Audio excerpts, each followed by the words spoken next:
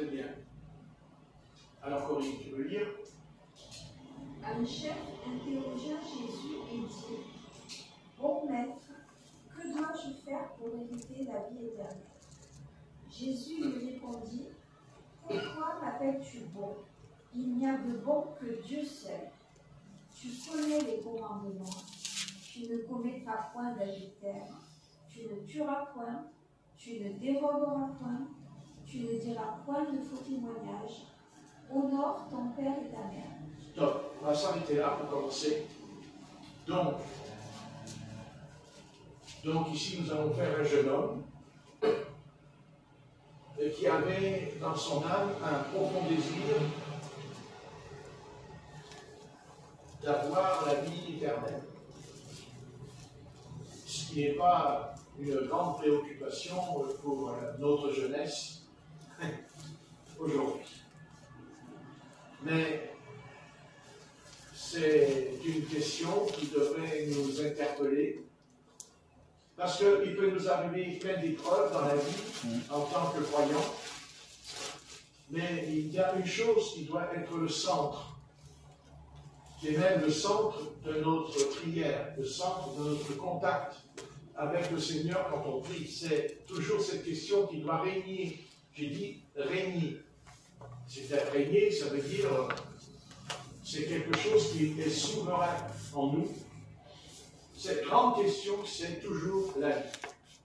Et là, il rajoutait la vie éternelle. Donc nous avons la vie, puisqu'on est vivant, mais nous savons que la vie que nous vivons en cet instant est temporelle. Elle est fixée par une arrivée et un départ. Mais nous savons, avec tout ce qui pourrait même arriver, et nous savons ce qui va arriver. Nous n'avons pas besoin des écrivains, des historiens, nous n'avons pas besoin même aujourd'hui d'un prophète, comme aujourd'hui il y a plein de prophètes, plein de prophétesses, qui racontent qu'il va nous arriver ceci, cela, mais je n'écoute pas. C'est comme un jeune homme, il y a une vidéo sur YouTube, un jeune homme converti au Seigneur, et alors il a eu un songe, et alors dans le songe, il a vu des temples avec une croix sur le temple. Alors il en a déduit qu'il va y avoir un grand réveil, il va y avoir un grand réveil en France. Parce que les temples, avec la croix, ça représente, et soi-disant que le Seigneur lui a dit qu'il y aura un grand réveil. Et puis après, il a eu une autre vision, il a dit qu'il va y avoir une grande persécution. Voilà. Et non.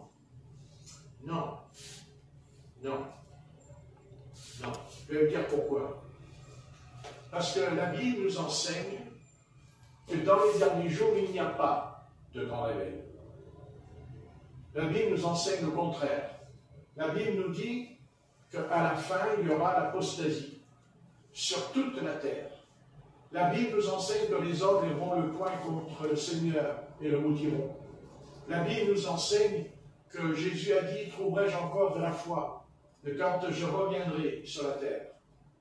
La Bible nous dit dans Matthieu 25 que même l'Église qui est dans l'apostasie, il n'y a que 5 vierges qui seront sauvées et enlevées. Donc il n'est pas question de raconter qu'il va y avoir un grand réveil. Il n'y a pas de grand réveil. Et il n'y aura pas de réveil. Parce que Dieu ne donne pas le réveil à une population, à une génération qui est carrément de plus en plus plongée dans l'homosexualité.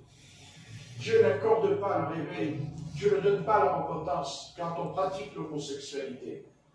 Parce que l'apôtre Paul l'a dit lui-même, que c'est un vice contre nature, que c'est un péché qui est digne de mort. C'est pas vrai, c'est faux. Si on n'est pas homosexuel, c'est que Dieu nous avait déjà prédestinés à ne pas l'être. Car s'ils le sont, c'est qu'ils ont été prédestinés. Parce que la Bible dit, je les ai livrés à leur sens réprouvé. Il n'y aura plus de réveil. Parce que le péché sur la terre est d'une ampleur terrible. Ouais.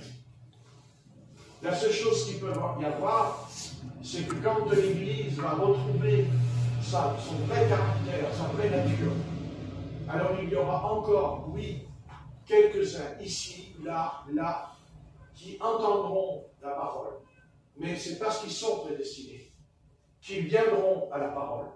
C'est parce que Dieu les a choisis avant la fondation du monde. Après, c'est pas vrai. Il y en a assez de toutes ces histoires. Il y en a marre de tous ces jeunes qui ont des visions, des songes, ou qui meurent et qui reviennent à la vie, et tout, on doit arrêter. Qu'ils ont été en enfer, un coup ils ont été dans le paradis, ils sont revenus, tout. C'est pas quelque chose que nous découvrons dans la Bible. Il n'y a pas de manifestation comme ça dans le Nouveau Testament. Même pas les apôtres nous ont parlé de ces choses, qu'ils auraient vécu dans leur vie, des choses comme ça. C'est des menteurs. Ce sont des antichrists. Parce que l'antichrist, c'est tout ce qui est contre la parole de Dieu. Ce n'est pas vrai. Même l'apôtre Paul, qui a été ravi au IIIe siècle, il dit, il ne m'est pas permis de dire ce que j'ai entendu et ce que j'ai vu. Il ne m'est pas permis. Donc comment eux, ils ont la permission de dire ce qu'ils ont vu en enfer ou ce qu'ils ont vu dans le paradis ou entendu. Donc ça voudrait dire qu'ils sont 10 fois plus grands que l'apôtre Paul. Non. Non. L'apôtre Paul ne nous a jamais parlé de ces choses. Jamais. Jamais il nous a dit qu'on vient au Seigneur au travers d'un songe. On ne vient pas à Dieu au travers d'un rêve. On vient au Dieu au travers d'une expérience terrestre, où la parole, la croix, nous est annoncée par des prédicateurs. Car il dit, c'est par la prédication de la foi que nous sommes sauvés. Et non pas par des rêves ou par des songes. Ce n'est pas vrai. On peut avoir un songe en rapport peut-être à nous qui sommes convertis, parce que peut-être nous serions confrontés peut-être à une difficulté que Dieu veut nous avertir et pour nous protéger. Ça peut arriver. Bien sûr. Bien sûr. Si demain on voudrait partir, prendre le train, l'avion, et que Dieu sait que l'avion il va s'écraser, il va nous dire, il fera tout pour pas qu'on prenne. C'est ce qui est arrivé au frère Franck. Quand Franck était à l'aéroport, à Zurich, eh bien, il était dans le hall, il allait monter dans l'avion, et Dieu lui a dit, ne monte pas dans l'avion, ne prends pas l'avion. Il a entendu la voix qui Franck, et il n'est pas monté dans l'avion. Eh bien, 1 heure après, l'avion s'est écrasé, ils sont tous morts. Et Franck, il aurait été mort s'il était monté dans l'avion. Là, Dieu peut intervenir. Dieu peut nous parler. Là, oui. Mais il n'y a pas de songe comment on va être sauvé. On est sauvé par la doctrine apostolique. On est sauvé par des pasteurs, des docteurs, des évangélistes, des prophètes qui ont reçu un ministère, une vocation céleste. Et c'est comme ça qu'on est sauvé. On est sauvé parce que le Saint-Esprit appelle le pécheur au banc de la repentance sur la terre. On n'est pas sauvé, convaincu de péché par un rêve. On est convaincu de péché par la puissance du Saint-Esprit qui convainc le pécheur au fond de lui, parce que sa conscience a été redressée. Parce que sa conscience lui a dit, ça c'est bien, ça ce n'est pas bien, tu ne peux pas continuer dans ce chemin, ce n'est pas ton chemin. Ça, c'est le salut de l'Évangile, la bonne nouvelle. Après, non. Non. Moi, j'appelle ça, ce sont des dérivés. C'est des choses qui n'ont rien à voir avec le chemin du Seigneur Jésus-Christ. Voilà. Jésus-Christ dit, je suis le chemin, la vérité et la vie. Voilà. Le chemin, c'est Jésus-Christ, et Jésus-Christ est dans la Bible. Jésus-Christ, il est dans l'évangile de Jean, de Marc, de Luc, vous voyez. Et Jésus-Christ est même le livre le plus redoutable, le livre le plus puissant qui démontre le salut, c'est l'Apocalypse. L'Apocalypse est le plus puissant livre dont l'humanité peut être sauvée. Parce que l'Apocalypse propose un choix que Dieu nous montre dans l'Apocalypse, ce qui va arriver, mais il nous montre aussi ce qui va arriver quand il revient. Et que tout va être transformé, tout va être changé. Donc, le Seigneur propose à l'humanité, c'est-à-dire à la fin des temps, à la fin là, du monde dans lequel nous sommes, et nous savons que c'est vrai, parce que Jésus a prophétisé dans l'évangile de Matthieu, au chapitre 24, et il nous a donné, voilà, ils ont dit, les disciples ont dit au Seigneur, quels sont les signes de la fin du monde? Et le Seigneur enclenche en disant, les signes, pandémie, tremblement de terre, tsunami, guerre, bruit de guerre, vous voyez, voilà. Vous comprenez? Il y a toujours eu des guerres, ça ne veut pas dire qu'il y a toujours, mais pas comme maintenant. Pas comme maintenant. C'est différent. Parce qu'il y a eu 2 fois guerre mondiale. Ça, c'était 2 avertissements que Dieu a donnés aux hommes. Voilà.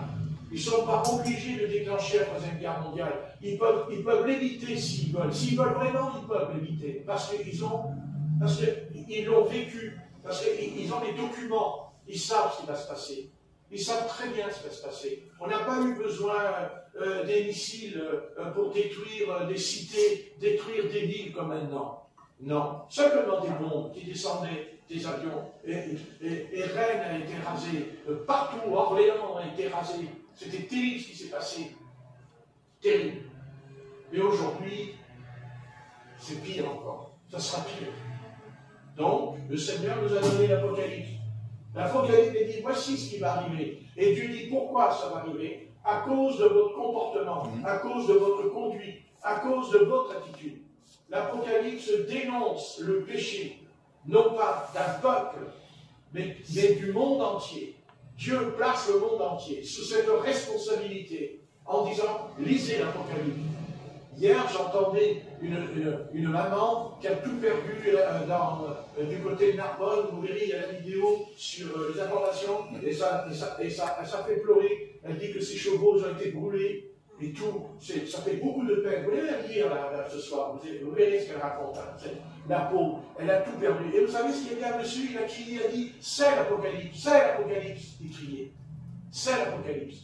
Pourquoi ce sont des gens pas comme nous et qu'ils arrivent à dire c'est l'Apocalypse? On connaît ce terme. Alors, pourquoi hein? Expliquez-moi pourquoi ils ont cette parole dans la gorge. C'est l'Apocalypse. Mais c'est pas que c'est que nous sommes dans l'Apocalypse. Nous ne sommes pas à la fin. Non. Mais en tout cas, on est bien au commencement. Vous comprenez? Voilà. C'est clair et net. C'est clair et net. Donc, qu'importe ce qui va se passer, qu'importe ce qui va arriver, nous, de toute façon, nous avons la vie éternelle. La question est réglée. Que je meure ou que je ne meure pas, qu'il m'arrivera n'importe quoi, ça ne changera rien en moi. Moi, je sais que j'ai la vie éternelle. Parce que Dieu m'a donné la vie éternelle. Parce que la vie éternelle, ce n'est pas quelque chose qu'on mérite. On ne mérite pas la vie éternelle. C'est un don. Ça s'appelle la grâce du Seigneur. C'est ça, la vie éternelle. Et pourquoi je parle comme ça? Parce que ce jeune homme-là, qui est venu vers le Seigneur, il a dit, qu'est-ce qu'il faut que je fasse pour avoir la vie éternelle? Et bien sûr, Jésus lui répondit, pourquoi m'appelles-tu bon? Il n'y a de bon que Dieu seul. Et qu'est-ce que dit le maître au verset 20? Tu connais les commandements. Et Jésus ne va pas citer les 10 commandements, il en cite 5. Vous n'avez qu'à les lire, comptez-les. Jésus lui parle de 5 commandements. Tu ne commettras point d'adultère, tu ne tueras point, tu ne déroberas point, tu ne diras point de faux témoignages, honore ton père et ta mère. Il y en a 5. Vous pouvez les compter un par un et vous verrez, il y a 5 commandements. Voyez? Voyez? Regardez. Tu ne commettras point d'adultère, un commandement. Tu ne tueras point, 2e commandement. Tu ne déroberas point, 3e commandement. Tu ne diras point de faux témoignages, 4e. Honore ton père et ta mère, 5e commandement. Et que répond le jeune homme? J'ai, dit-il, observé toutes ces choses dès ma jeunesse. Bien. Jésus, il dit, Jésus, ayant entendu cela, lui dit, il te manque encore une chose. Il a dit, il te manque encore une chose. Bien. Parce que s'il y a quelqu'un ici qui méritait d'avoir la vie éternelle, c'est quand même lui. Hein? Parce que nous, on les a violés, les 5 commandements. Hein? Il n'y a pas de problème. On n'a pas besoin de parler des 10 commandements. Jésus en parle que 5 commandements. Il y en a 10 sur le mont Sinaï. Les 5, je dis Jésus. Et le jeune homme, il n'a pas violé les 5 commandements. Il les a pratiqués, il les a respectés, il les a vécus au fond de lui. Vous voyez? Donc, il pouvait avoir la vie éternelle. Mais le Seigneur lui fait comprendre qu'on n'a pas la vie éternelle par les œuvres, mais qu'on a la vie éternelle par la foi. C'est la foi. C'est comme ça qu'on a la vie éternelle. Vous voyez? Pas seulement de croire qu'il y a des commandements, mais que la vie éternelle, on ne l'obtient pas par nos mérites. C'est pas parce qu'on croit au Seigneur qu'on a la vie éternelle. La vie éternelle ne dépend que de Dieu. Et lui seul est éternel, et lui seul a le droit de nous donner la vie éternelle. Et personne d'autre nous donne la vie éternelle. Il n'y a que Jésus-Christ qui nous donne la vie éternelle. Ça s'arrête là pour lui. Mais on verra qu'il est buté. Il est buté et il ne veut pas croire cette chose. C'est-à-dire qu'il veut croire en la vie éternelle, mais il ne veut pas accepter que ce n'est pas par ses mérites, ce n'est pas par ses œuvres, ce n'est pas par sa volonté qu'il aura la vie éternelle, mais c'est par la grâce du Seigneur. Et ça, il n'accepte pas. Et d'ailleurs, c'est un des gros problèmes de l'Église catholique romaine sur toute la terre. Car sa doctrine, c'est la doctrine de ce jeune homme. Tu es sauvé par les œuvres et non pas par la foi. C'est sa doctrine. Et quand vous parlerez avec un chrétien qui est catholique romain, il vous dira, mais moi j'ai fait des œuvres, donc je mérite le paradis. J'irai au paradis parce que j'ai fait le bien. Mais ça ne veut pas dire qu'il n'a pas fait le bien non plus. Mais Dieu n'est pas d'accord avec eux. Dieu n'est pas d'accord avec cette doctrine. La doctrine ne repose pas sur le fait, parce que j'aurais observé les 5 commandements, ou les 10 commandements, je suis sauvé. Ça n'existe pas. Personne n'est sauvé sur cette base. N'est-ce pas? Donc, Jésus dit, Jésus dit, il a observé toutes ces choses dès ma jeunesse. Jésus lui a entendu cela, lui dit, il te manque encore une chose. Il te manque encore une chose. Quand le Seigneur dit, il te manque encore une chose, il veut dire par là que de toute façon, même si tu pratiques les 5 commandements là, c'est-à-dire, mais que tu le veuilles ou pas, tu as encore en toi une faiblesse. Tu es faible. Et c'est ça qu'il ne veut pas accepter. Il n'acceptera pas, il ne reconnaîtra pas sa faiblesse. Et le Seigneur lui dit, non, tu as une faiblesse en toi. Et cette faiblesse, il va lui dire, parce qu'il va lui dire sa faiblesse. Il va lui dire, Jésus ayant entendu cela, lui dit, il te manque encore. Il ne dit pas, il te manque quelque chose, il dit encore. Il dit encore, il rajoute. C'est-à-dire qu'il rajoute, on va dire, le 6e commandement. Hein, le 6e, là, 5. Il rajoute, il te manque encore une chose.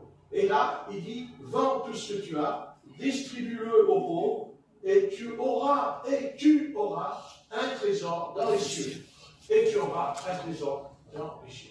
Et quand le Seigneur lui dit, vends tout ce que tu as, il l'amène à comprendre cette chose, c'est que le salut est gratuit. Que tu es sauvé, non pas parce que tu vas vendre, c'est pas parce que tu vas te dépouiller de tes richesses que tu es sauvé.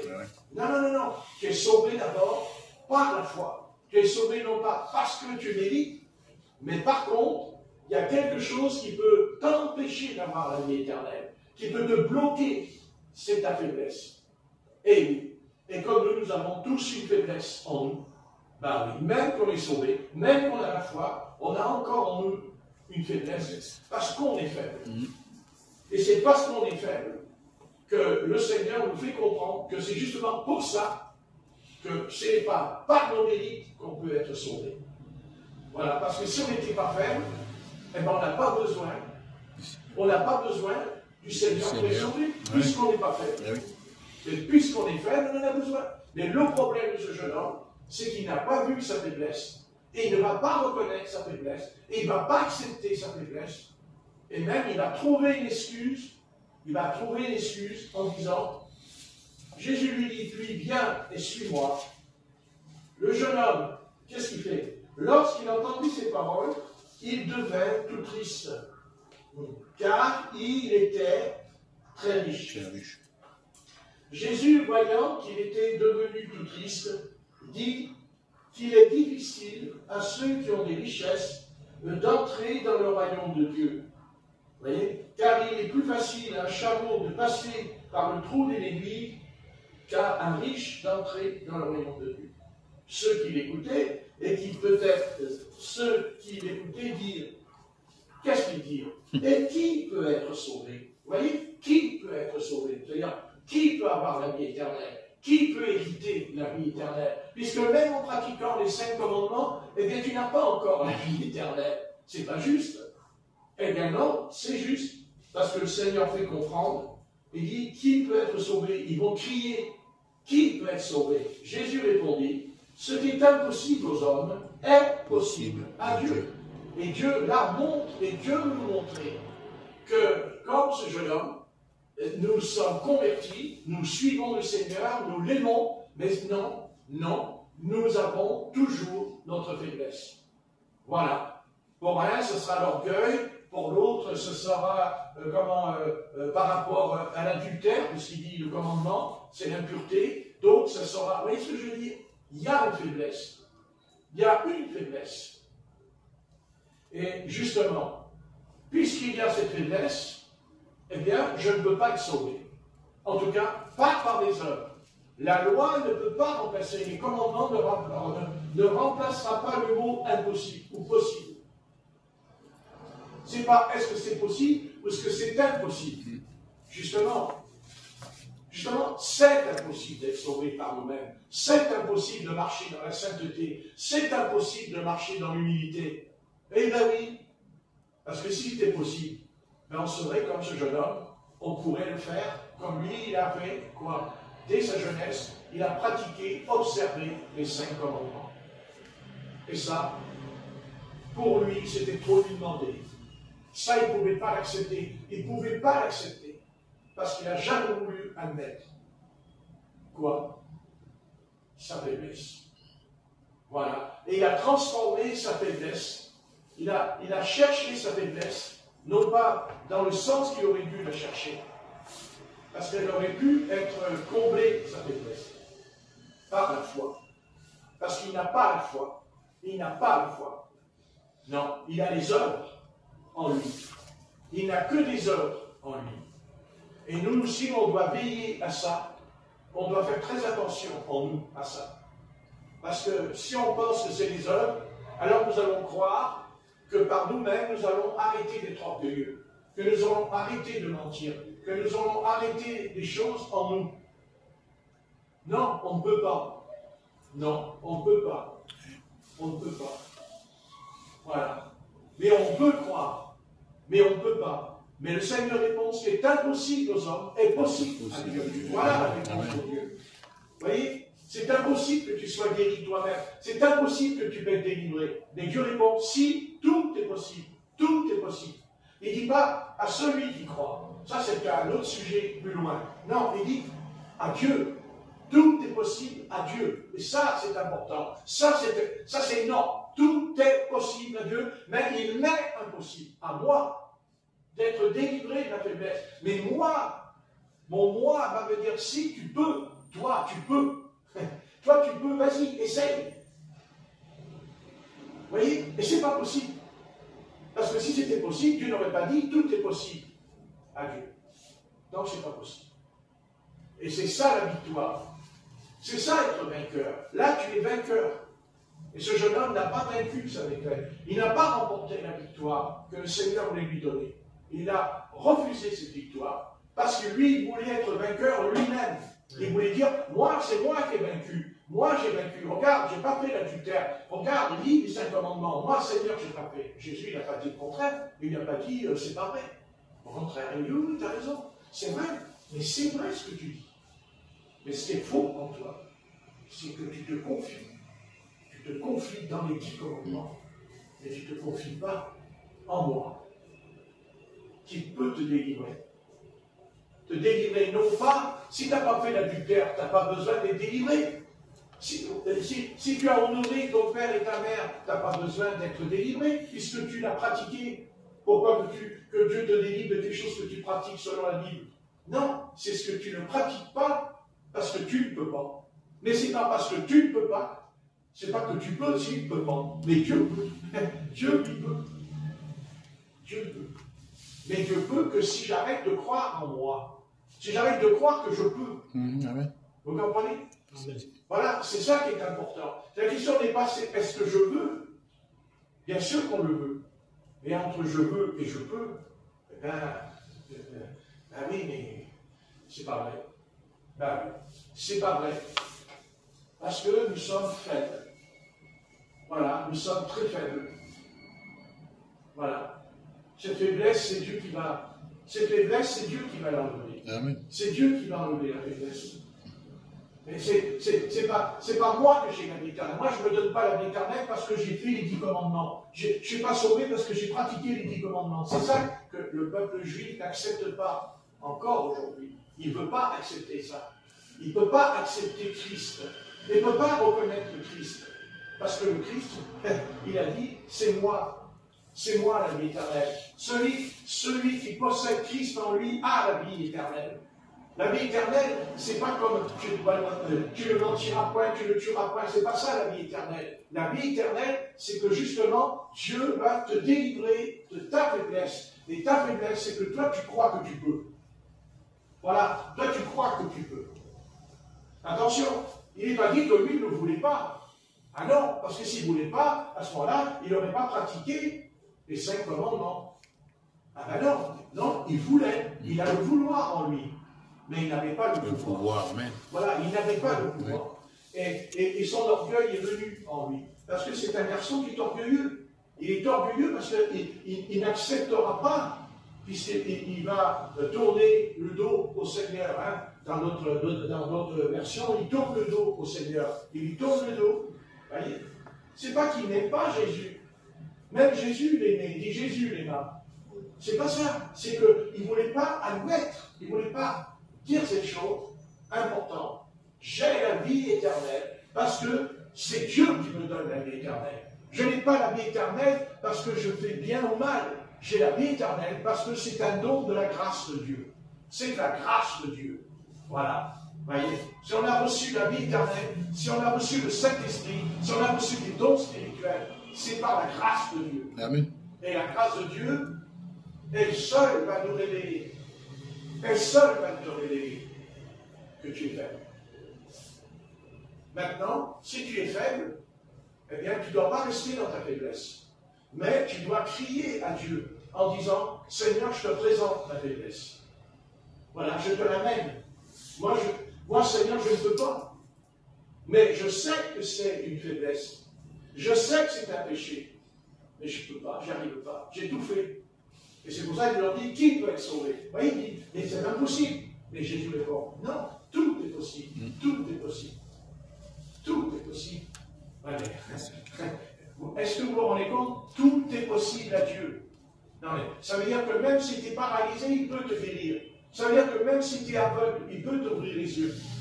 Tu vois ce que je veux te dire? C'est ça qu'il faut comprendre. Tout est possible à Dieu. Voilà. Notre Dieu est vivant. Notre Dieu est vivant parce que Christ est ressuscité des morts. Parce que Christ est vivant. Il faut arrêter de croire que Dieu, il est mort. Dieu n'existe pas. Dieu, il est mort. Non, Dieu n'est pas mort. Dieu est vivant. Comment voulez-vous que Dieu me donne la vie éternelle s'il est mort? Un mort va me donner la vie éternelle. Non, mais c'est ridicule. Alors, vous voyez? Voilà. Et ce jeune homme n'a pas fait des péchés grossiers. On ne voit pas chez lui des péchés horribles. Non, pas du tout. Il n'est pas comme le fils prodigue. Le fils prodigue, il s'en va, mais il va dans le péché. Il vit dans le péché. N'est-ce pas? Ah oui, il vit dans le péché. Mais pas lui. C'est pas ça. C'est pas ça. Son péché à lui, c'est quoi? C'est qu'à un moment donné, il est arrogant. Il est arrogant. Vous voyez, il est arrogant parce que, il en arrive à tourner le dos au maître. Et quand on tourne le dos à quelqu'un, quand on lui a parlé, eh ben, c'est du mépris. Et il finit par mépriser. C'est-à-dire, la seule chose qui pouvait le sauver. La seule chose qui pouvait le sauver vraiment. Vous voyez, pas seulement le sauver sur la terre, mais le sauver dans la vie éternelle. Parce que ce jeune homme, il est quand même préoccupé par la mort. Hein, quand il dit comment je fais pour éviter la vie éternelle. Donc il était quand même préoccupé par la mort. Voilà, il avait la crainte de la mort, puisqu'il pratiquait les 5 commandements. Donc c'est qu'il ne voulait pas être perdu. Mais il a cru que parce qu'il faisait ça, qu'il allait être sauvé, qu'il aurait la vie éternelle. Le Seigneur lui dit non. Il dit non, je dois redresser en toi quelque chose de tellement faux en toi. C'est faux. C'est pas la vérité. Ce n'est pas la vérité. Mais la vérité, vous savez, on est enclin à accepter plus facilement le mensonge et l'erreur. N'est-ce pas? Mais pas la vérité. Et je terminerai par 2 Corinthiens, chapitre 12, verset 9. Voilà, je termine par ce passage, parce qu'il est 6h30 quand même. Et je voudrais qu'on termine par 2 Corinthiens 12, 9. Est-ce que vous suivez un peu mon sujet? Oui. Alors, 2 Corinthiens, chapitre 12, verset 9.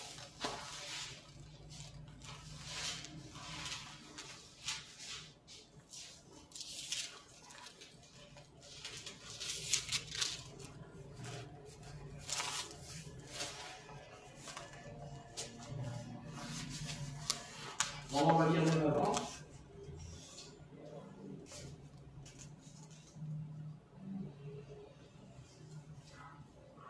On va lire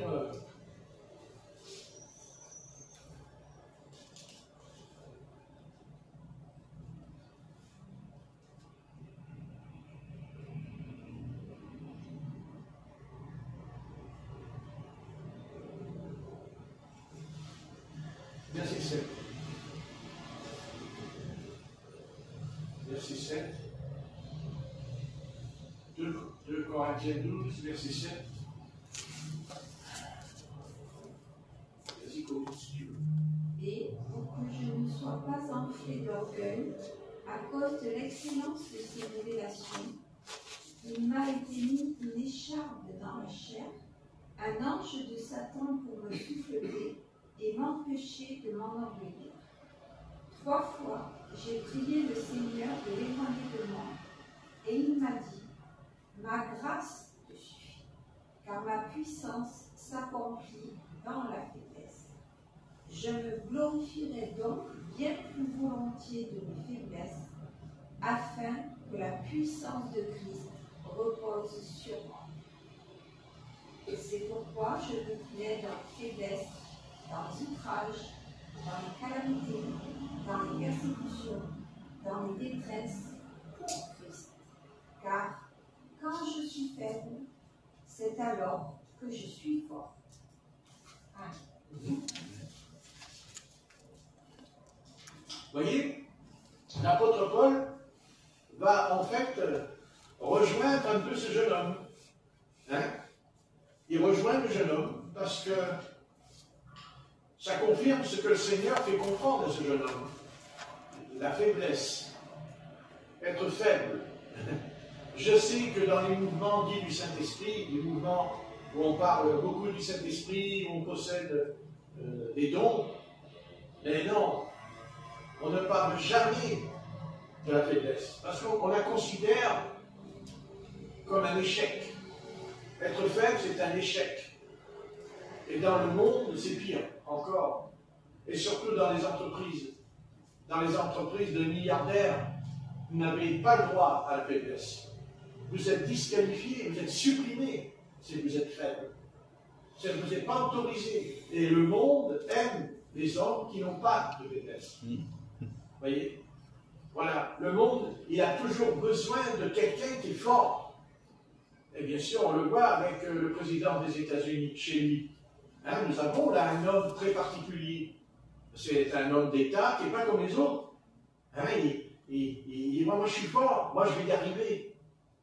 Mais il ne va pas y arriver. Il pense qu'il va y arriver, mais il n'y arrivera pas parce que la Bible dit le contraire. La Bible dit, quand les hommes diront paix et sûreté, une ruine soudaine les surprendra. Donc, il ne réussira pas. Vous voyez, ça ne veut pas dire qu'il n'est pas de bonne volonté. Mais ce qu'il ne comprend pas, et ce que ne comprenait pas le jeune homme, vous voyez, c'est que Jésus lui dit non.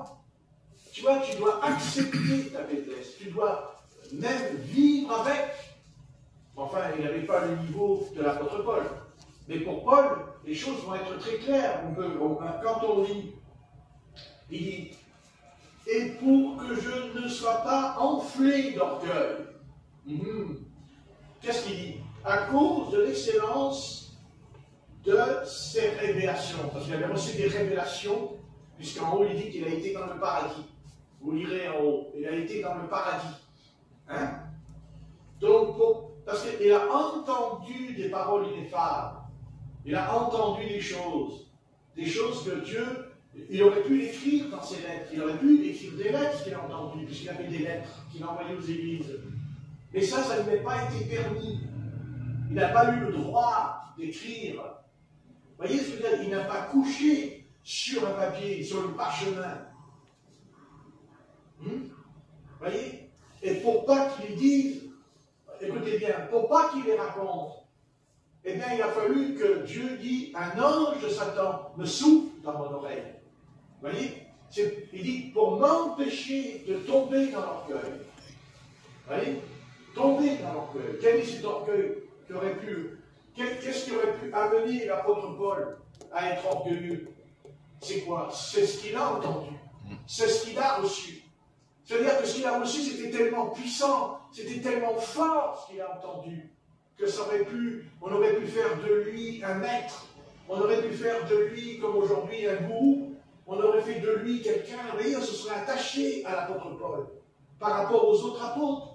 Parce que les autres apôtres, ils n'ont pas été dans le paradis. L'apôtre Pierre, il n'a pas été dans le paradis de son vivant. Et Paul, il a été dans le paradis de son vivant. Vous comprenez? Et voilà, c'est ça que Dieu va nous faire comprendre. Tu es faible, je suis faible. Mais ce n'est pas une excuse. Ce n'est pas une excuse. Je ne dis pas, ah oui, je suis faible, alors je me laisse aller. Non. Au contraire, je me dis, puisque je suis faible, Jésus-Christ m'a donné la victoire. Jésus a vaincu cette chose en moi. Vous voyez? Voilà, c'est ça, ça s'appelle être un vainqueur. Vous voyez? Dieu, il nous a sauvés, pas seulement pour qu'on ait la vie éternelle, il nous a sauvés, il nous dit, vous êtes vainqueurs, vous avez vaincu, quelle que soit la situation, quel que soit le problème, qu'importe, vous êtes vainqueurs. Amen. Vous ne serez pas vaincus. Voilà.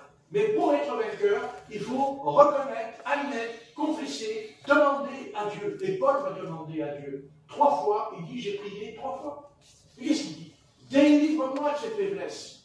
Mais Dieu lui répond, non, tu feras avec. Parce qu'elle t'est salutaire. Parce que c'est elle qui te sauve. C'est elle qui fait que tu auras la vie éternelle. Mais pourquoi? Pourquoi j'aurai la vie éternelle? Parce que j'ai une faiblesse. Oui, mais la faiblesse que tu as, elle ne vient pas de toi, c'est moi qui l'ai mis. Lisez. Il dit que c'est Dieu qui lui a mis cette faiblesse, pour qu'il ne soit pas enflé d'orgueil. Hein? Vous voyez? Comme quoi Satan, tout malin qu'il est, il s'est fait avoir. Parce que c'est Satan quand même qui lui souffle dans l'oreille une écharpe dans la chair. Et je me doute bien que Satan devait se réjouir de voir, attendez, parce que l'apôtre Paul, ça devait être un sacré adversaire pour lui. Hein? Job était son adversaire, ça c'est sûr. Mais Paul, Paul, vous vous rendez compte, hein, quand le Seigneur a dit, je bâtirai mon église. Ah, je bâtirai mon église.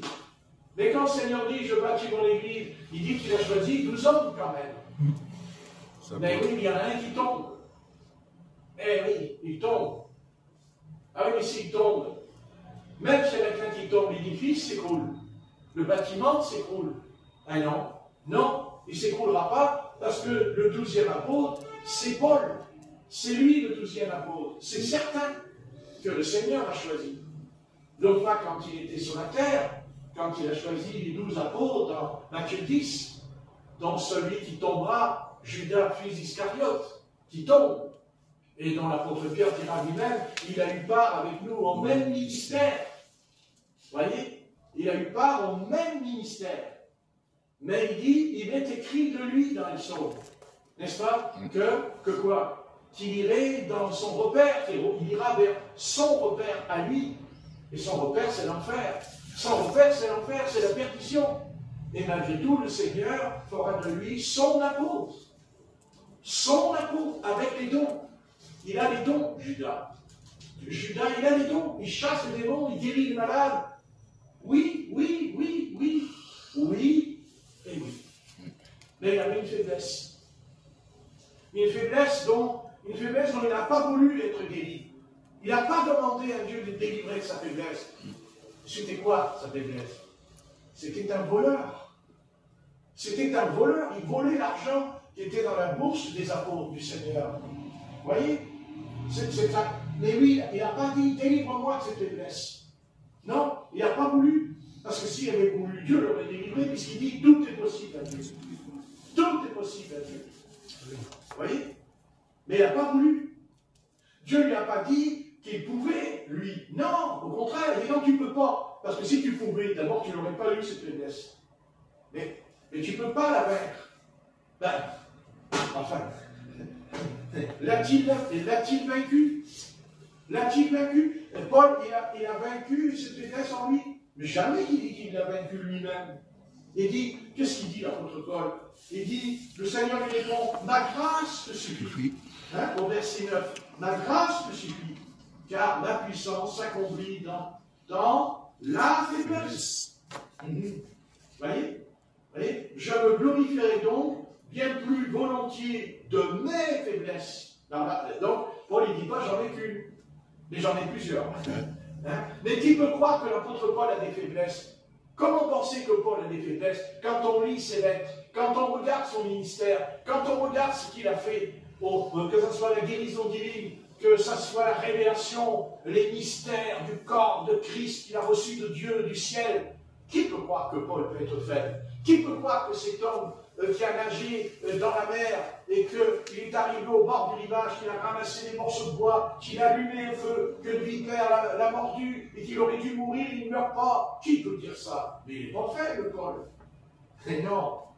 Et non. Pourtant, quand on lit l'apôtre Paul, tout est bon, mais il est costaud, l'apôtre Paul, mais il est fort, l'apôtre Paul. Oh, dis donc, l'apôtre Paul, c'est quelqu'un, hein? Vous vous trompez. Il dit tout le contraire. Il dit, je suis plein de faiblesses. Bien sûr, il ne les énumère pas, ces faiblesses. Mais il dit qu'il en a. Faible, ouais. Et ça doit nous encourager. Amen. Ça doit nous encourager. Ça veut dire, oui, mais je prends courage maintenant. C'est pas parce que j'ai une faiblesse que, voilà, que je suis foutu, c'est terminé, le Seigneur m'aime plus, voilà, j'ai failli, je suis tombé. Non, non, non. Non. Au contraire, tu es tombé, mais parce que tu es faible. Tu es tombé parce que je veux te montrer ce que tu es. Oui, mais j'ai pas à tomber. Mais je sais bien que tu n'as pas à tomber. Mais il faut que tu tombes. Parce que si tu ne tombes pas, tu te dis, oh, je suis saint. Oh, il n'y a personne comme moi qui est saint, dis donc, dans l'église. Ouais. Mais quand tu tombes, tu dis, ben, je ne suis pas saint. Voilà. Oui, mais ça te sauve. Parce que quand tu dis que tu es saint, tu n'es pas sauvé. Parce que tu n'es pas sauvé par ta sainteté. Tu n'es pas sauvé par ta consécration. Non, non, non, non, non, non, non. Tout est possible à Dieu, mais pas toi. Toi, zéro. Oh non, oh non, oh non, oh, un petit peu moins, quand même, un petit peu. Hein? Ah oui, ah oui, ah oui. Il y a combien de pasteurs qui sont sûrs d'eux? Ils sont sûrs d'eux même quand ils s'habillent. Même quand ils s'habillent. Ouais, les habits. Parce qu'ils sont mondains dans les habits. L'habit, le costume est mondain sur eux. Pourquoi? Parce qu'il y a autre chose en eux. Une faiblesse. Une faiblesse qui s'appelle je veux paraître. Je veux, vous voyez, je veux paraître. Je suis un leader. Et ils se prennent pour des leaders. Leur comportement, c'est comme s'ils étaient des leaders. Eux, ils ont un appel de Dieu, ils ont un ministère. Puis ceux qui sont en bas, alors Dieu qui est en bas, tenez, tiens, allez, mettez l'argent dans la caisse. Allez, s'il vous plaît. Allez, mettez les sous. Voilà, mettez les sous. Ouais. Marquez, grâce aux sous, il a un costume aussi. Grâce aux sous, il a une sacrée chaussure au pied. Ouais. Mais voilà, c'est ça. Est-ce que Jésus-Christ avait une maison? Est-ce que Jésus-Christ avait une villa? Est-ce que Jésus-Christ était riche? Non, Jésus dit aux riches, vend tout et donne-le aux pauvres. Quelle est cette église? Quelle est cette église aujourd'hui qui se vante d'être l'église de Christ et qui est opulente, qui est riche, qui est... C'est ça va. Mais non. J'ai pas dit qu'on va marcher dans la pauvreté. Mais pas du tout. Le Seigneur a dit au contraire qu'il nous bénit pour voir. Mais David a dit, ne me donne pas trop de pain, ne me donne pas trop d'eau, de peur que je te renie. Mais il a dit aussi, si tu ne m'en donnes pas, je peux aussi te renier. Mais donne-moi juste ce qu'il faut. C'est-à-dire, voilà, ni pauvreté, ni richesse. C'est-à-dire que, vous voyez, et ce jeune homme, eh bien, il est extraordinaire. Parce que moi, je n'ai jamais pratiqué 5 commandements. Et même pas un. Alors lui, chapeau. Ben, chapeau, pas chapeau. Ben, le Seigneur a dit, nul.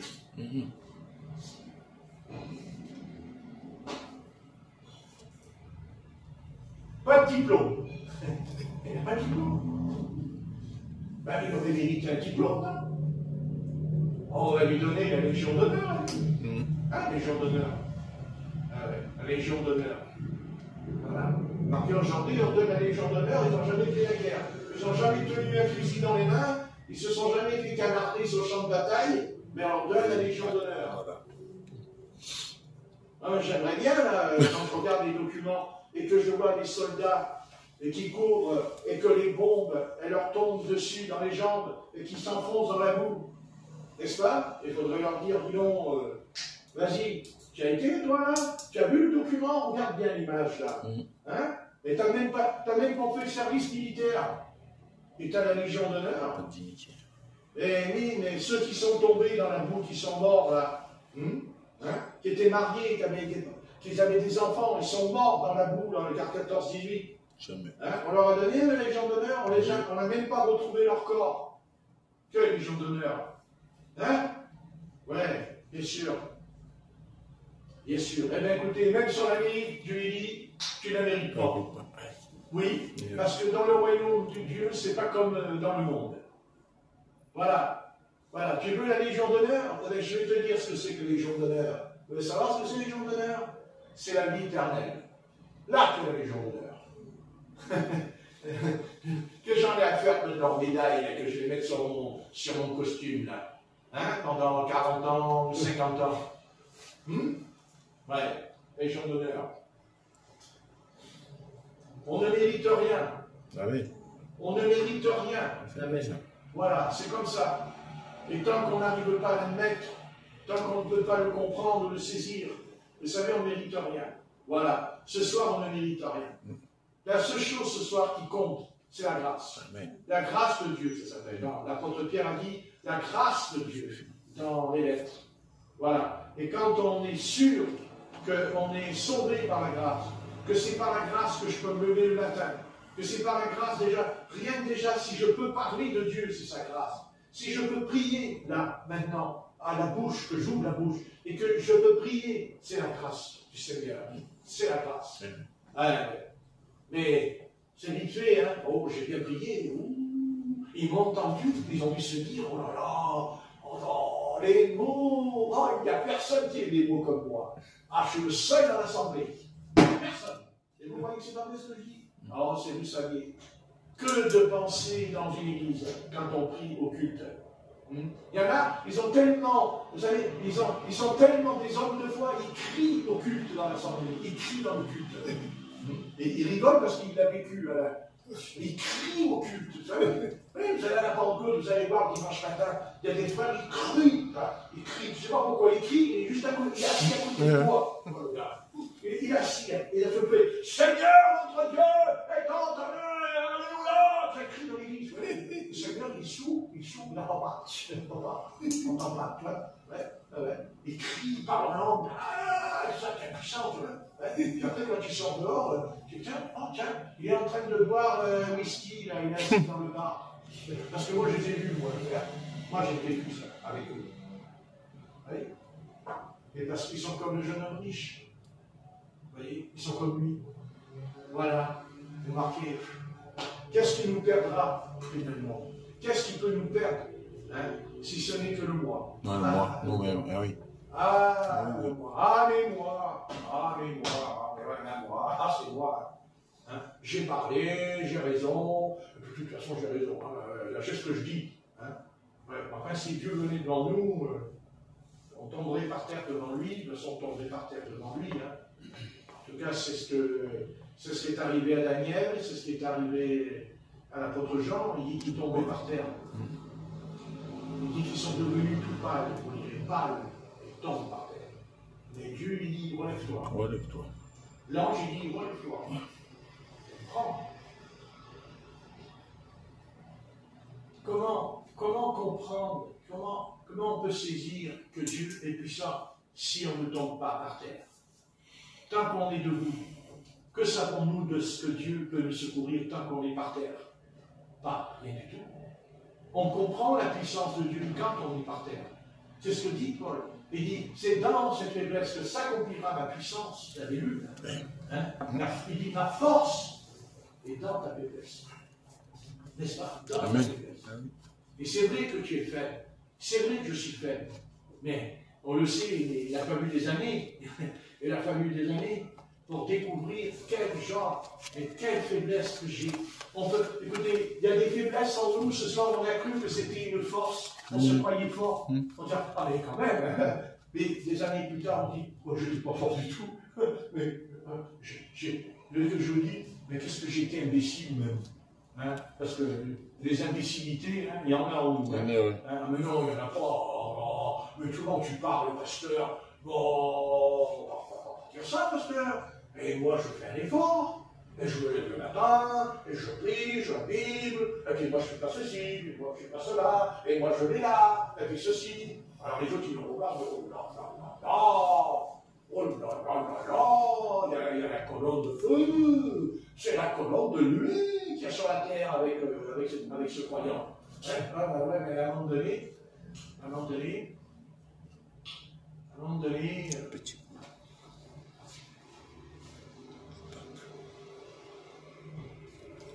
Vous savez comment on peut découvrir qu'on est faible? Je vais vous le dire. Je l'ai découvert tout à l'heure. oui. J'ai découvert tout à l'heure. J'ai découvert ce que c'est la faiblesse. Tout à l'heure, assis là-bas dans ma chambre, et j'ai dit, oh, t'es vraiment faible. Mais il n'y a pas 4 jours, non. 4 jours, non. Ah non. Non. J'attrape le balai, j'attrape la sortie, j'attrape le saut. Allez, l'autre à côté, il n'en peut plus. Le frère à côté. Ouais, allez, Seigneur. Puis tout à l'heure, genre oui, tu ne sais pas pourquoi. Et l'esprit me dit, ben voilà. Quand tu vois ton prochain qui est par terre, toi tu dis, ah non, c'est pas possible, c'est pas acceptable, c'est pas normal. T'as le Seigneur, t'as pas le droit d'être faible. Et voilà, et l'Esprit de Dieu dit, C'est une chose. Tu vas par terre. Tu dis, oh là, mais qu'est-ce que je suis fatigué? Oh non, mais je sais pas, j'ai senti les jambes là. J'ai les jambes, je sens plus, c'est lourd. Et hier, je ne pas fort quand même. Hein. C'est vrai ce que je dis, d'habitude je. Hein. Ah si, quand même, pas. Bon, ouais, enfin, je ne fais pas 2 fois. Mais Dieu dit, ben voilà. Et ben voilà. Tu as compris? Est-ce que tu comprends? Eh ben oui. Et je comprends. Je comprends beaucoup. Là, je comprends que quand mon frère ou ma soeur est faible, eh bien, moi, je ne comprends pas que, parce que je suis en forme, alors ils n'ont pas le droit d'être en ils n'ont pas le droit d'être faibles. Voilà. Ah, d'accord. Alors, toi aussi, tu n'as pas le droit d'être faible aujourd'hui. Puisque tu considères qu'il ne faut pas que les autres soient faibles. Et bien, je vais te montrer, moi, que quand tu sautes en l'air, ben, tu es faible.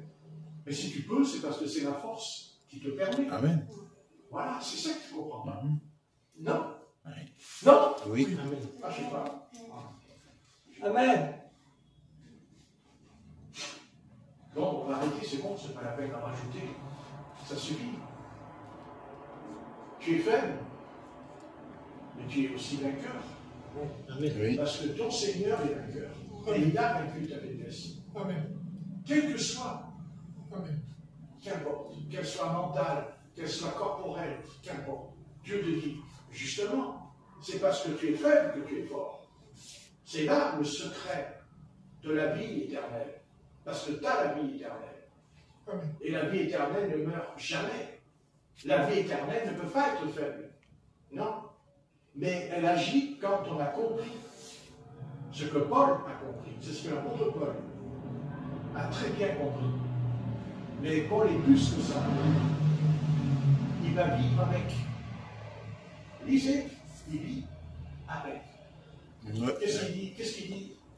Dans le froid, dans la... Vous n'avez pas lu là? Oui. Ah, voilà. L'apôtre Paul, quand il cite ses faiblesses, il ne parle pas du péché, là. Il te parle du travail, il te parle des peines, de la vie, et il te dit, et Paul lui dit, oui, mais c'est là, justement, que je triomphe. C'est là que je reste debout, malgré toutes ces calamités, toutes ces choses qui lui arrivent. Et ça ne fait rien. Ça ne fait rien. Ça ne fait rien. Je triomphe, Satan. Je triomphe, Satan. Eh oui. Eh bien oui. Et tu peux mettre le paquet, tu peux mettre tout le paquet que tu veux sur moi. Non. Parce que c'est quand j'ai compris que je suis faible que tu es vaincu. Et c'est pas quand je crois que je suis fort que je suis fort. C'est toi qui es vainqueur, justement, que je suis fort. C'est toi qui as le dessus sur moi. Et quand je m'humilie, tu n'as plus de dessus. J'accepte. Je fais avec. J'ai mal à la jambe. J'ai mal sur le côté. Seigneur, ça fait vachement mal ce truc. Mais Christ te répond. Et justement, il dit à Paul, si je ne t'avais pas mis cette écharpe dans la chair, tu serais orgueilleux. Et quand on sait d'où vient l'orgueil, n'est-ce pas? Un ange de Satan.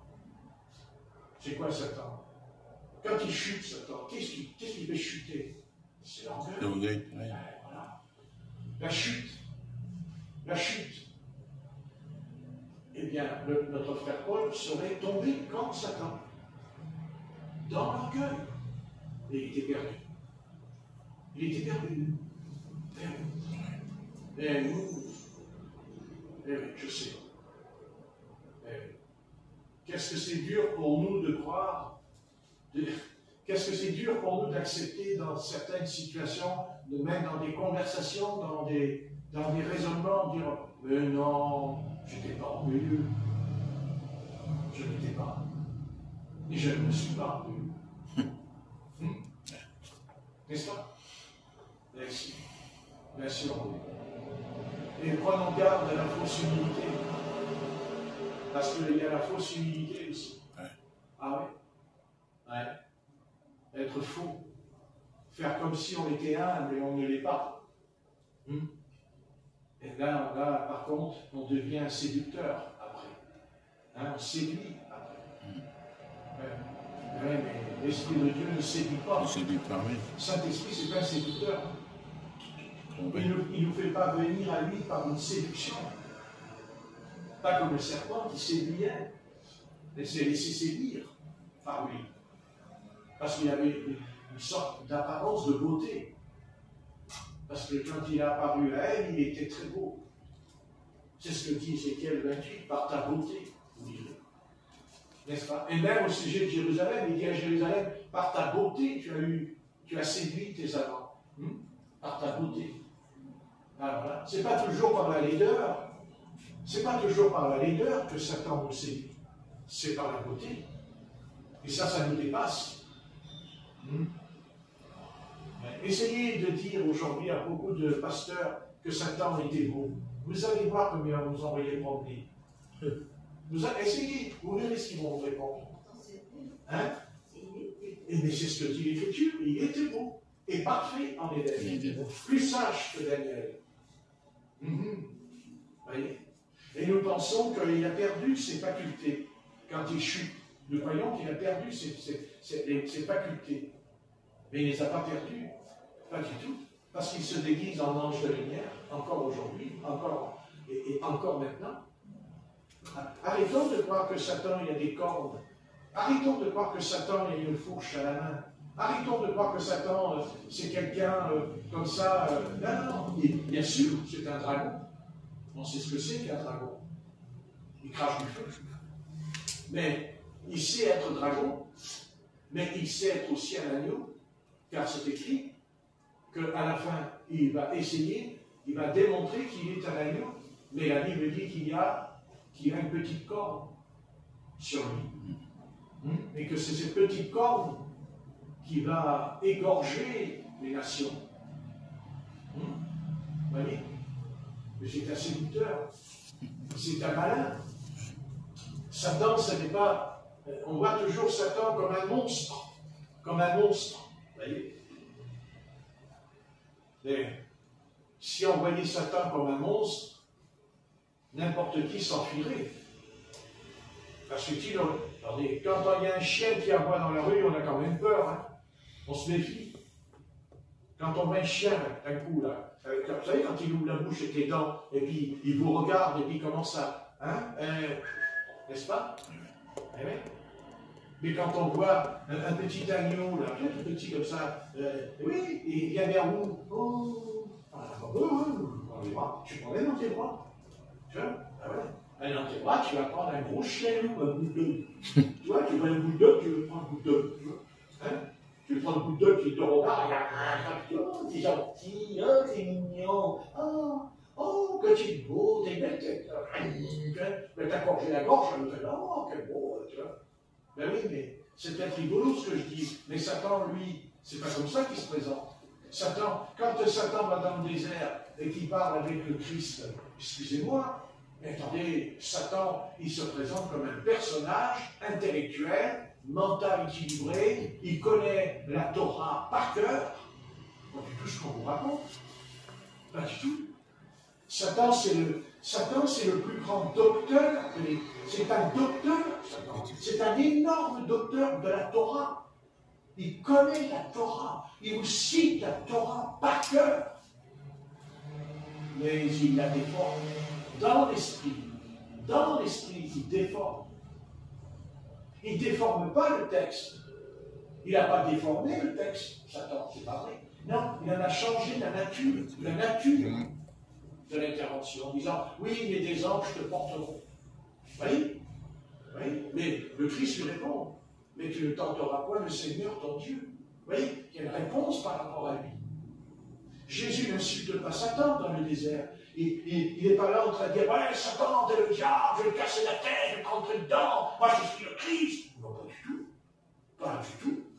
Dans le désert, nous avons affaire à deux docteurs en théologie, nous avons affaire à deux personnages qui gardent leur équilibre, Satan est capable il est capable de garder une conversation avec le Christ.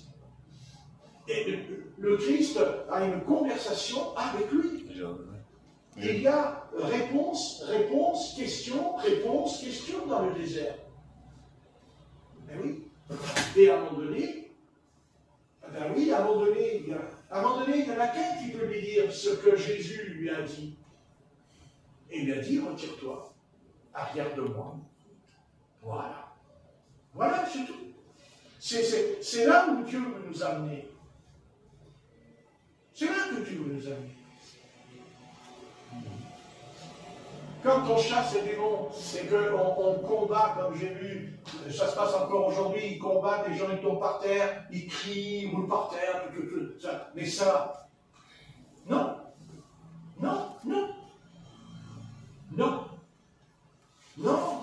Satan vient, et tu sais qu'il vient, parce qu'il a une présence, parce qu'il a une influence démoniaque qui vient.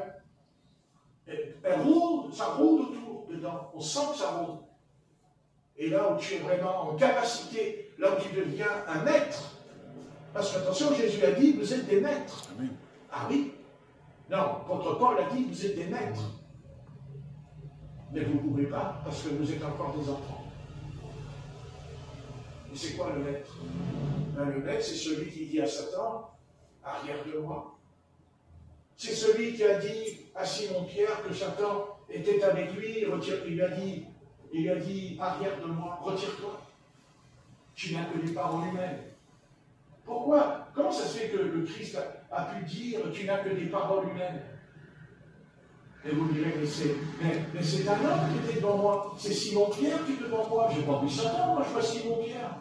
Où tu as vu Satan, Patrick? C'est Simon-Pierre qui parle avec Jésus. Eh bien, mais la Bible nous dit que non. Non, Jésus qui parle à Satan. Voilà. Ben oui. Et Satan, mais Satan, il sait quelqu'un, mais il faut arrêter avec tout ça. Satan, il dit au travers de l'apôtre Pierre, quand Jésus dit, il faut que je meure, je sois crucifié et tout, Satan, il dit, ah non, ça t'arrivera pas. Non. Vous dites, non, c'est Simon-Pierre qui a dit ça. Ah non, c'est pas Simon-Pierre qui a dit ça t'arrivera pas. Non, c'est Satan qui le dit. Puisque le Seigneur dit, Satan, tu n'as que des paroles humaines. Donc, l'inspiration, l'origine dans sa bouche, son esprit dans la bouche de Simon-Pierre, c'est Satan. C'est Satan. Oh, comme il est clément. Tiens, il est gentil, Satan. Ah, mais non, Seigneur, mais tu ne vas pas aller à la croix, on ne va pas te crucifier, on va pas te taper et dans la tête. Mais moi, je suis gentil. D'abord, je t'ai montré que j'étais gentil dans le désert. Est-ce que je t'ai persécuté? Est-ce que je t'ai tiré une paire de claques dans le désert? Je t'ai frappé avec...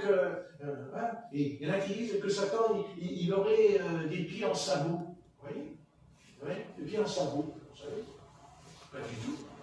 Pas du tout. Pas du tout. Par contre, les démons sont des monstres. Ah oui. Oui. Les démons, oui. Parce qu'ils sont déformés. Parce qu'ils sont déformés, pas seulement parce que Dieu les a déformés. Ils sont déformés parce qu'ils sont sous l'emprise de Satan, qui est leur père. Et il ne leur fait aucun cadeau. Car ils ont intérêt à obéir. Obéir. Si vous croyez que Satan ne frappe pas les démons, c'est une grande illusion, parce que Satan frappe les démons. Et chaque démon qui n'obéit pas à Satan, quand il les envoie sur la terre pour accomplir des missions contre l'Église du Seigneur Jésus-Christ. Attention. Attention. Il faut arrêter de jouer avec lui. C'est pas un jeu. Il faut être sérieux, très sérieux avec lui. Et arrêter de... Il faut arrêter tout ce que j'en... Moi, pendant des années, j'en ai assez depuis longtemps avec ça. D'ailleurs, de toute façon, nous avons une preuve que à la fin, il se présentera au monde. Nous savons qu'il est l'Antéchrist. Mais cet homme qui va venir, il va séduire tous les habitants de la terre. Tous les habitants, même le peuple d'Israël, sera séduit. Et je pourrais peut-être même vous étonner, je sais que j'exagère un peu, mais faites attention que ce ne soit pas un juif. Que ce ne soit pas un juif. L'Antéchrist. Oh.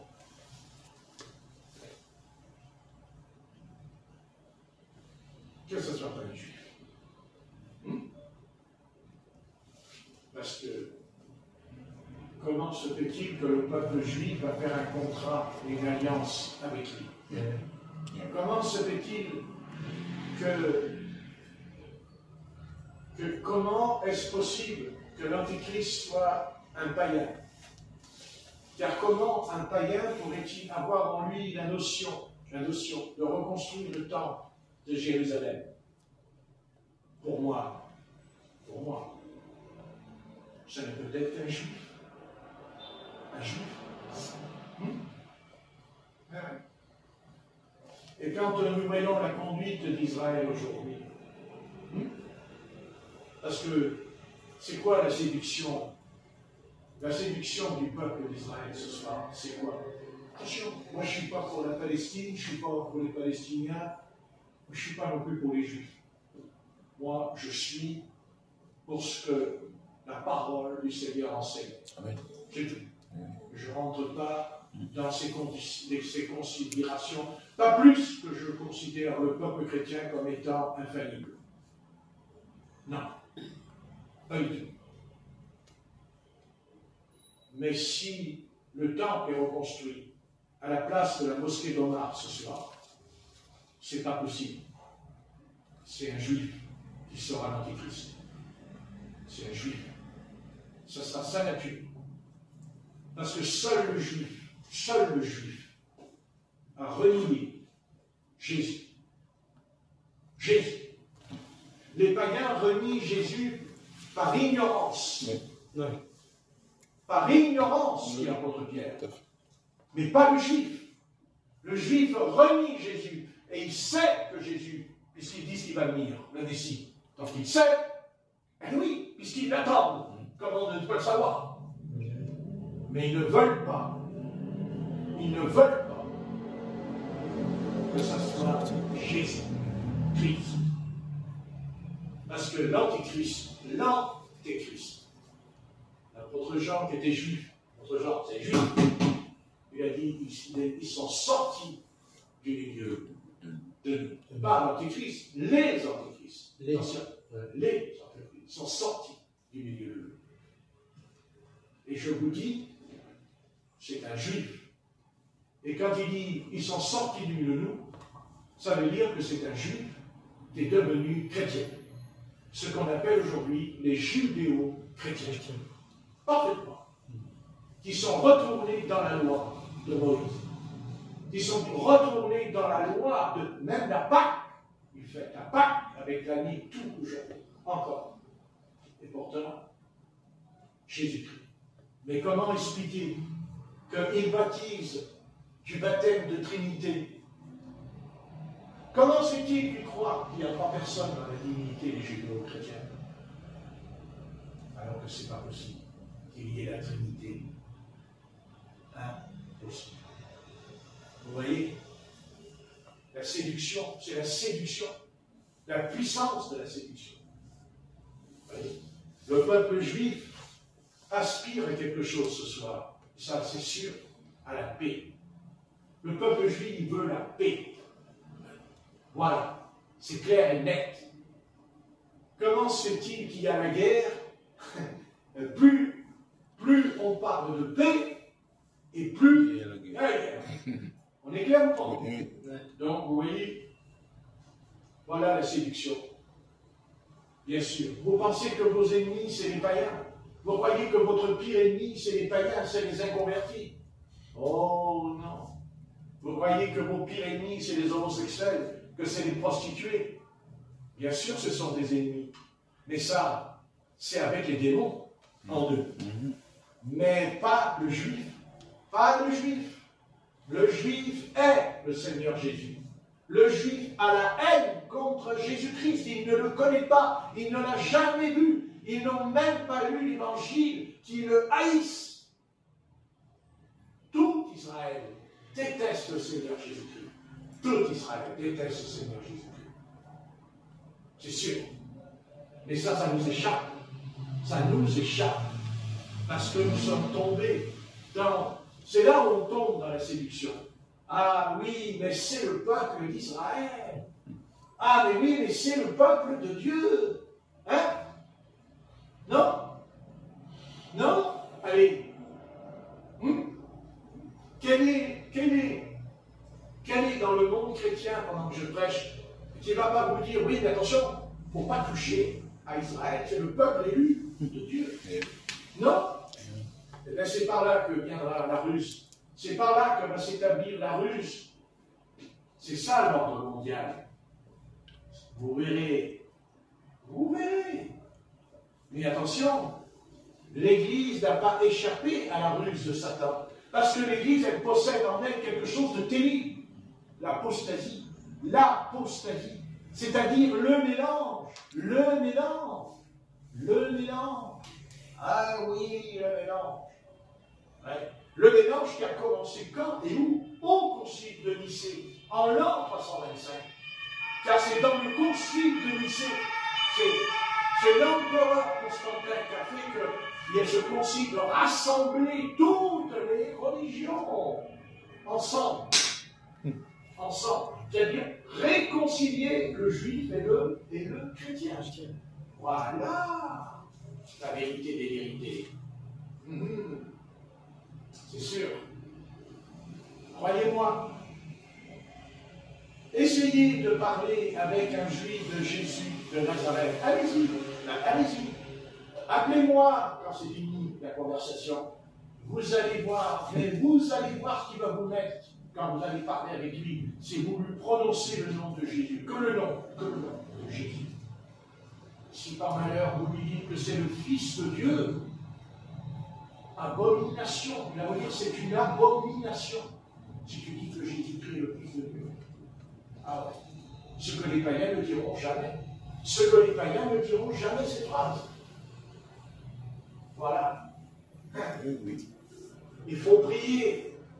Il faut prier, beaucoup prier. Bien sûr qu'on prie. Attendez, je ne rejette pas Israël. Mais l'apôtre Paul a dit, un reste sera sauvé. Il a dit, tout Israël n'est pas Israël. Sauf un reste. Et encore, de la maison de Jacob. De la maison de Jacob. De les descendants de la maison de David. Et après, il y a le chiffre. C'est intéressant le chiffre. 144 000. Alors qu'il y a 10 millions de juifs aujourd'hui en Israël. Et sans compter tous ceux qui sont dispersés dans le monde. Il n'en restera que 144 000. Et comment expliquer qu'ils vont retrouver les tables de la Torah? Comment expliquer qu'ils vont retrouver l'arche de l'Alliance? Comment expliquer qu'ils vont tout retrouver? Mais que 144 000. Et encore, ils pourront être sauvés grâce à 2 ministères. Ils seront sauvés grâce aux 2 fils de l'île, aux 2 prophètes qui vont venir en Israël. C'est-à-dire 2 prophètes juifs. Ouais. Et ces 2 prophètes juifs vont s'opposer à l'antéchrist qui sera un juif. Exactement ce qui s'est passé avec Jézabel, Akab et Élie. Souvenez-vous d'Élie. C'est le seul esprit qui a combattu, lutté contre Akab et Jézabel. La puissance était en lui. Amen. Non? Amen. Et à votre avis, il n'y a eu que Jean-Baptiste qui a combattu. Et Jean-Baptiste n'a-t-il pas combattu aussi? Non? Oui. Qui a combattu Jean-Baptiste par rapport au prophète Élie et par rapport à Jézabel? Hérodia. Hérodia, elle a gagné. C'est elle qui a dit à sa fille, demande la tête de Jean-Baptiste sur un cadeau. Ah oui. C'est pas la gamine qui a eu l'idée. C'est Hérodia, sa mère, qui lui mère. a dit, vas-y, demande la tête de Jean-Baptiste. La mère. Vous voyez, la tête de Jean-Baptiste. Vous verrez. Vous verrez. Vous allez voir la montée d'Israël. Israël va monter dans les nations. Et les chrétiens vont dire, regardez, le Seigneur relève Israël. Le Seigneur, ça y est, le Seigneur arrive. Parce qu'Israël va monter. Il est en train de monter. Qu'est-ce qu'il fait? Qu'est-ce qu'il a fait le président israélien hier à la télévision quand il y avait le chef des États-Unis qui était assis à table? Qu'est-ce qu'il fait, Netanyahou? Il a sorti un dossier, un document. Vous n'avez pas vu? Il l'a ouvert et il dit, voilà, tu auras Prix Nobel. le prix Nobel de la paix. Ah bon? Mais qui parle de paix dans l'histoire biblique? C'est Israël. Israël. Et il donne, il dit, et le président, il devient comme un petit enfant à table. Il est ému. Ben, non, mais il est foncé, costaud, il est coupé. Parce qu'il a donné le dossier. Tu auras regardez, on retient avant. Quel est le chef d'État? Quel est le chef d'État? Attendez, le papier du prix, de la prix, excusez-moi, c'est pas un président qui la donne. C'est pas un président qui donne ça. Ah non, c'est l'Assemblée, c'est un truc de rassemblement. Il n'y a pas de chef d'État qui dit « je te donne le prix Nobel de la paix du monde ». Alors pourquoi Israël, au travers de Netanyahou, a pu donner ce document à l'homme le plus puissant de la planète, Donald Trump?